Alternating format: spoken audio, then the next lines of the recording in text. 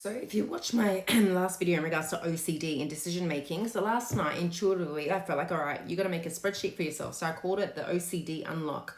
And over here I wrote, what do I fear from making this decision? I wrote copying someone else because I like to be original. I don't want to copy somebody else what everybody in the industry is doing. Two, not being unique. It's very important to me to be unique, original. Not because I'm trying to be cool, but it's just because I'm an original person.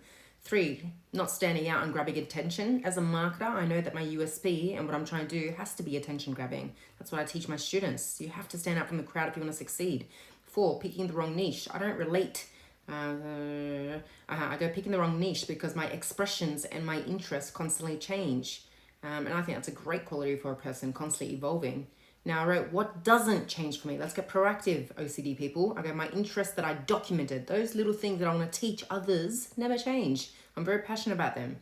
Two, what I want to help others with. That doesn't change. I still want to help you guys succeed online with my proven system. Then I go, my desire to remain secret. That doesn't change. I really like that. And I wrote something else that I really like. I don't care what everybody says. Some people say it's negative, this little point, but it's not. It's an opposing opinion. It's something that is very different that I want to keep. But how do I implement it into what I'm doing? Then the third part was, what part of this category don't I like? The thing that's making me procrastinate once again.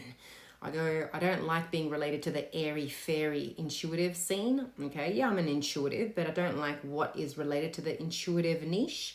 Like, I don't want to exclude anyone who doesn't know what intuitive means or doesn't relate to the word intuitive, because it's a spectrum. You know, some people are ultra intuitive, some could be psychic, some could be like mystics, and others are just intuitive like me, where they're just all over the place and intuitive. Do you get me? They're entrepreneurial intuitives, extroverted intuitives.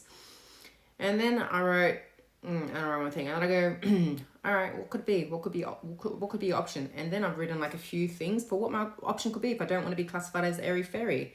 That's it. And then I went down the rabbit hole of OCD and decision making. And over here it says, are you ready? It says, if you can't clearly, lack of clarity can affect OCD. So if you can't clearly foresee or anticipate the results of your actions, your brain may not be as quick to make a decision.